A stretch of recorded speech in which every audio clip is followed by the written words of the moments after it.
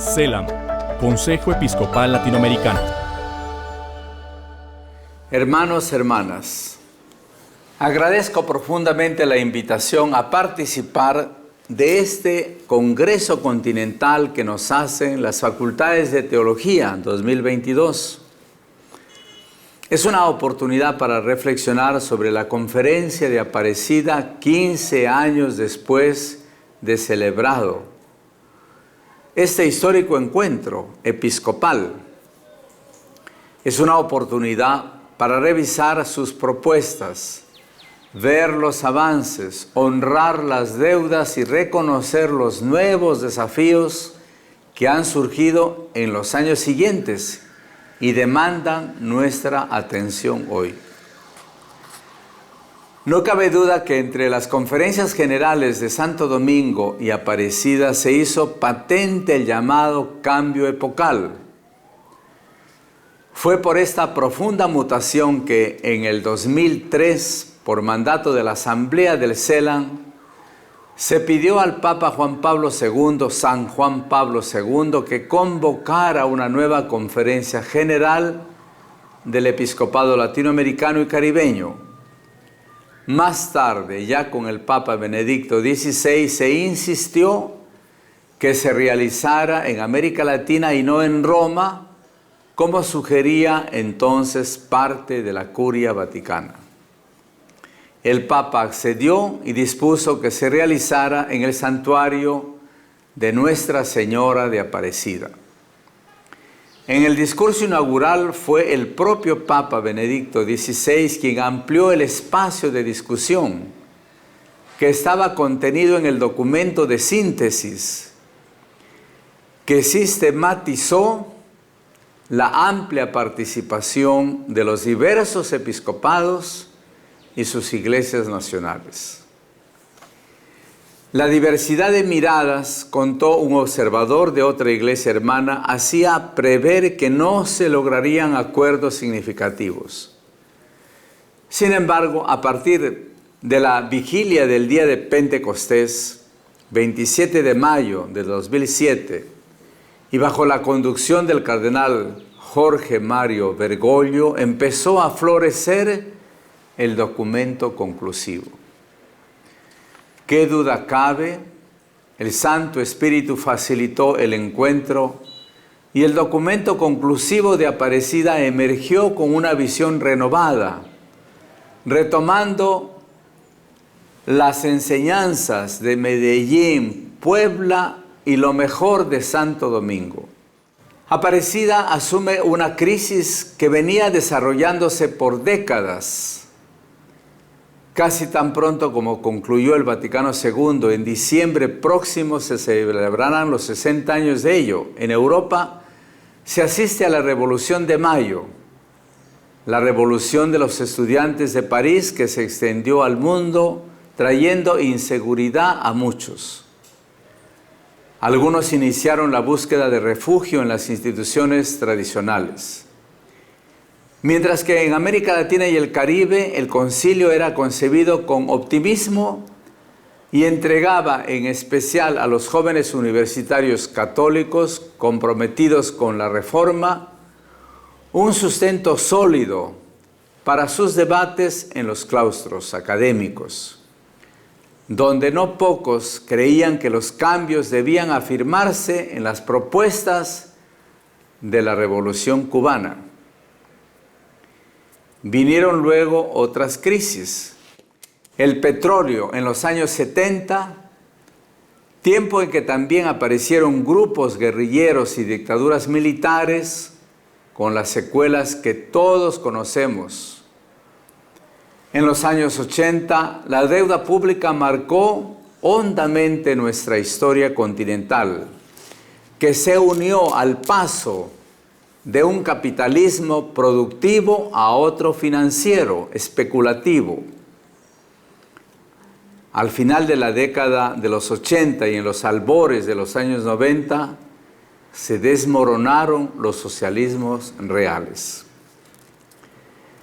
Llegó la globalización que adquirió carácter eminentemente económico, neoliberal.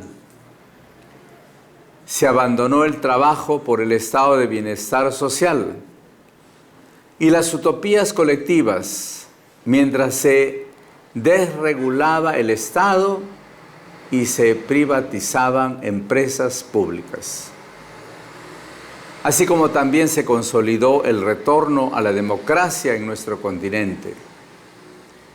También es cierto que los cristianos no tuvimos la capacidad de agregar contenidos éticos a la globalización cultural, valores de solidaridad, bien común, cuidado de la creación. América Latina y el Caribe vieron aumentar la violencia, el desempleo, la pobreza, junto con la desigualdad, la corrupción y el narcotráfico. En un documento reciente del CELAN señalamos que se manifestaron varias crisis de manera simultánea: sostenibilidad ecológica, exclusión y violencia, daño en valores éticos, pérdida de identidad cultural y subjetiva y, por cierto, crisis de la solidaridad, aunque también se dieron en muchos lugares grandes muestras de solidaridad desde los pobres y excluidos. En este contexto, y confirmando que un tiempo de crisis puede ser también un tiempo de gracia si se discierne adecuadamente, podemos decir que el primer aporte de Aparecida es la recuperación del sentimiento de una iglesia con características propias, que desde esa originalidad es capaz de aportar a la Iglesia universal. Abrazando el discurso inaugural de Benedicto XVI, la opción preferencial por los pobres está implícita en la fe cristológica, renueva creativamente las líneas pastorales de las grandes conferencias generales del CELAN.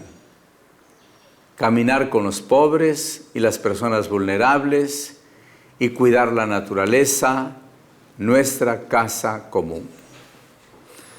Aparecida también invita a transitar hacia la conversión pastoral, asumiendo la dimensión comunitaria, superando el rasgo intimista, porque seguir a Cristo con fidelidad evangélica no es posible sin iglesia y sin comunidad. Desde allí, asumir la misión de anunciar el reino, vivir la fe en salida, superar el encierro, ser discípulos misioneros nos debe llevar a dar la vida en abundancia a otros y otras. La vida que surge del encuentro con Cristo, que se comunica por desborde de alegría. Así están íntimamente relacionados evangelización y promoción humana integral. Esa invitación lleva a reafirmar el carácter samaritano, solidario, cercano, acogedor, de compañía en el camino y de abogada de los pobres que asume la Iglesia latinoamericana y caribeña. También con un rol en la sociedad, acompañando a los otros pueblos en los desafíos sociales y ambientales que incluyen la defensa de la vida desde la concepción hasta la muerte natural, pasando por el cuidado de la tierra. Además, asume el rol compartido de hombres y mujeres en la Iglesia como coprotagonistas de la evangelización.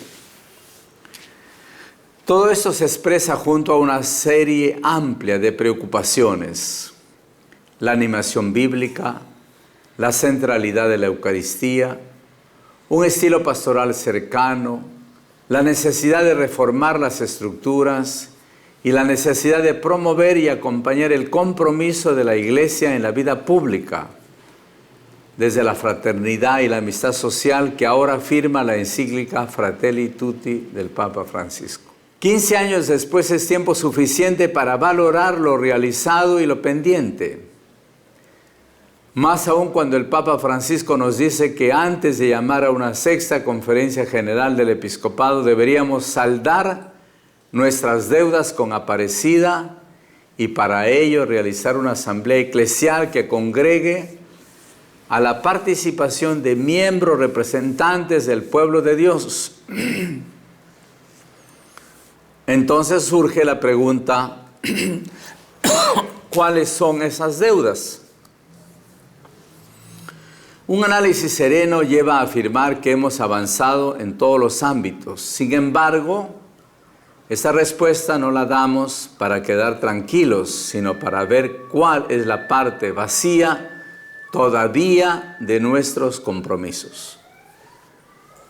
Porque hemos avanzado es que sabemos lo que necesitamos y podemos ir más allá. En esta ocasión observaremos 5 de nuestras deudas. Entre nuestros desafíos están la misión y el estado de misión.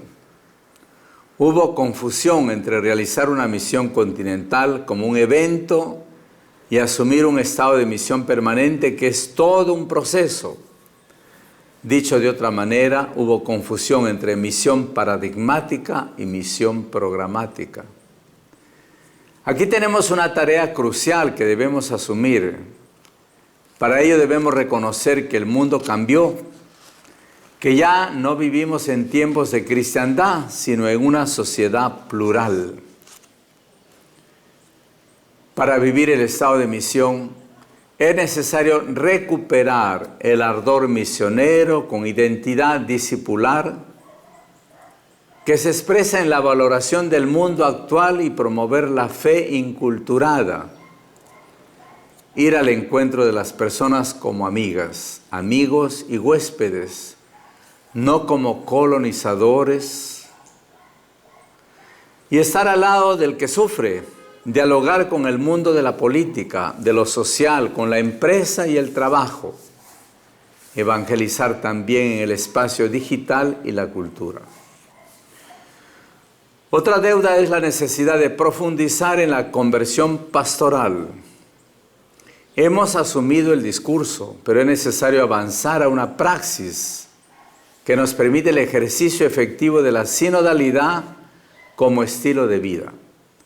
La Iglesia debe salir de sí misma para ampliar los horizontes hasta dónde debe llegar con el Evangelio, para lo cual debe asumir esos nuevos espacios.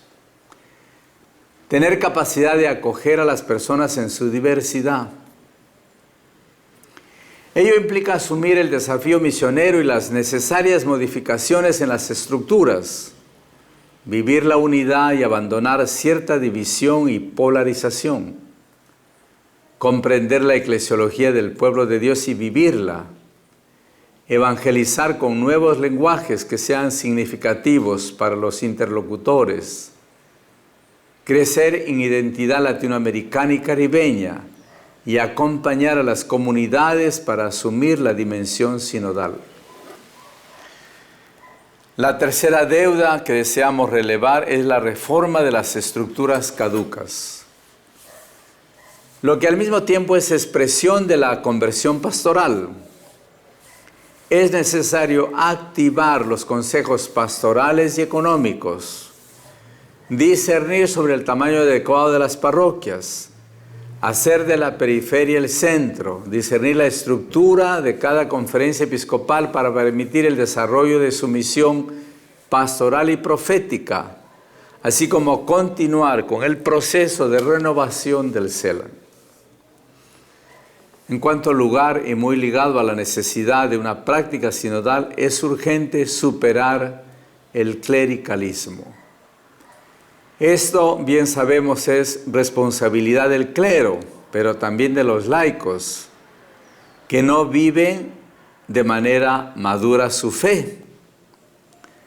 Para avanzar en este plano es importante fortalecer la formación en el discipulado misionero, fomentar la escucha, el diálogo, el discernimiento y la corresponsabilidad eclesial, formar parte de las distintas responsabilidades ministeriales y esforzarse por identificar y erradicar todo modo de actividad pastoral que fomente el clericalismo. Por último, es necesario avanzar en el cuidado de la casa común. No se trata de una postura ecológica de moda. Lo que está en juego es la fidelidad al cuidado de la creación, dejarla disponible y fértil para las generaciones futuras. El uso abusivo o irresponsable del medio ambiente ha puesto en riesgo el espacio vital para el ser humano. Laudato Si, querida Amazonía, reafirman con claridad este desafío ya planteado por los obispos brasileños en Aparecida y que el Papa Francisco ha hecho suyo con el respaldo de la comunidad científica internacional.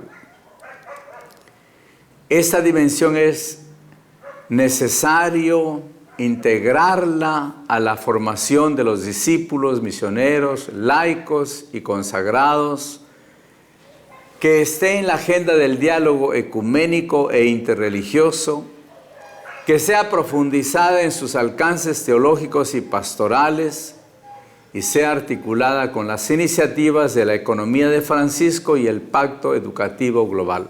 También entre Aparecida y el tiempo actual han surgido cosas nuevas. Res Nove, que la quinta conferencia de Aparecida no alcanzó a vislumbrar completamente. Quiero reseñarles e invitarlos a darle profundidad teológica. En primer lugar, una cuestión antropológica. Hay un cambio en la identidad básica del ser humano que requiere ser entendido y o atendido para dar una respuesta pastoral adecuada. Estamos pasando de la deshumanización al transhumanismo, que tiene graves efectos sociales, económicos, políticos y religiosos. En otro plano está la sinodalidad, sobre todo como desafío que está asumiendo la Iglesia latinoamericana, caribeña y universal, con fuerza creciente. Es también recuperar la eclesiología del pueblo de Dios del Concilio Vaticano II. Es vivenciar la dignidad bautismal de cada persona. Es corresponsabilizarse de la vida eclesial y trasladar este estilo a la vida social. Sin duda que otro desafío posterior a Aparecida es la participación de la mujer en la iglesia y en la sociedad. Su protagonismo es necesario para enriquecer la vida de la iglesia, pero antes es un derecho de las mujeres. Hay muchos ejemplos de caminos positivos, pues hay muchas evidencias del protagonismo de las mujeres en la Iglesia de América Latina y el Caribe. Pero todavía no es una actitud generalizada en nuestra Iglesia latinoamericana y caribeña. Con dolor y vergüenza debemos decir que son algo nuevo, ocurrido antes, pero expresado después de Aparecida, los abusos eclesiales de poder, de conciencia y abusos sexuales. El daño y el dolor causados son inmensos. Nuestra solidaridad con las víctimas, la búsqueda de verdad, justicia y reparación son indispensables. La prevención, la promoción de formas sanas de relacionarnos y la promoción del buen trato en los ambientes eclesiales son una responsabilidad ineludible e impostergable. Naturalmente, estos hechos han redundado en cuestionamientos, alejamientos de muchos creyentes y pérdida de credibilidad en la Iglesia. La coherencia en el seguimiento a Jesucristo está en juego. Como efecto también complejo ocurre la pérdida de autoridad para hablar sobre otros temas. Quiero destacar igualmente la acogida a la diversidad. En esta materia es necesario también mayor investigación y discernimiento para asumir los caminos pastorales más adecuados en la perspectiva, maternalmente como iglesia, de recibir a tantas diversidades, entre ellas la situación de sacerdotes casados y las distintas modalidades de familias que se constituyen en la actualidad.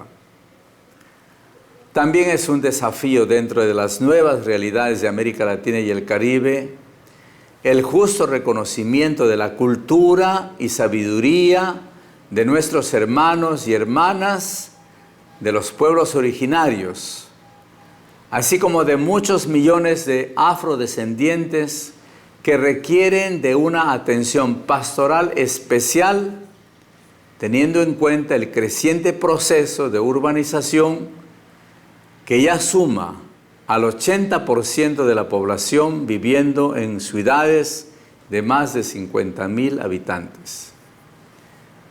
Tener en cuenta el surgimiento de nuevos movimientos populares que no se sienten representados por partidos ni por sindicatos. En fin, también la necesidad de evaluar los ritos litúrgicos de nuestra América Latina y Caribe.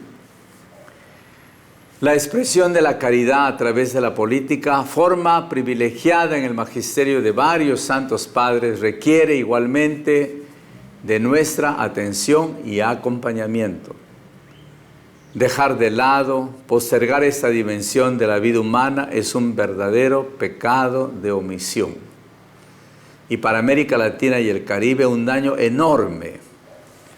Como lo plantea el Papa Francisco en Fratelli Tutti, nuestra Iglesia debería promover estas vocaciones como una manera de contribuir a la construcción del reino. Lo mismo en el plano de la economía, que al autonomizarse de la ética y centrarse en la sola maximización de la ganancia, termina por dañar la dignidad de la persona humana, la solidaridad, generando múltiples problemas sociales. Ya casi al finalizar, queridos hermanos y hermanas, quiero también señalar los desafíos que nos agrega la ciencia y la tecnología. El ser humano aporta su inteligencia y sus manos para seguir perfeccionando la creación divina. Reconociendo su importante aporte, se hace necesario abordar el discernimiento de su aplicación en sociedad para aprovecharlas para el bien, integrarlas en una mirada ecológica integral que reúne no solo la cuestión del medio ambiente y la naturaleza, sino también la realidad del desarrollo humano dentro de ella en una convivencia respetuosa. Por último, deseo plantear la necesidad del diálogo ecuménico e interreligioso como una necesidad urgente de nuestro tiempo, en fidelidad a nuestro Señor. En este espacio hay mucho que avanzar, especialmente en el servicio común de aportar al reino de Dios que se manifiesta entre nosotros. Queridos hermanos, hermanas, creo que esta reflexión puede ser un aporte a una mirada serena sobre Aparecida, 15 años después. Sin duda es profético el querer del Papa Francisco. Es necesario releer el documento conclusivo de esta Conferencia General del Episcopado, porque aún tiene mucho que entregarnos y que debemos asimilar. La reflexión teológica de ustedes puede ser un aporte tremendo a la tarea pastoral de la Iglesia en toda América Latina y el Caribe. Muchas gracias por el interés de reflexionar sobre Aparecida en una perspectiva de profundización y proyección de este magisterio para un mejor servicio al pueblo de Dios. Estimados hermanos y hermanas, los invito a renovar la pasión por Jesús, por su Evangelio y por su pueblo. El Señor los bendiga y la Virgen Santísima, Nuestra Señora de Aparecida, nos hermane más y los colme de ternura. Paz y bien para todos y todas. www.celam.org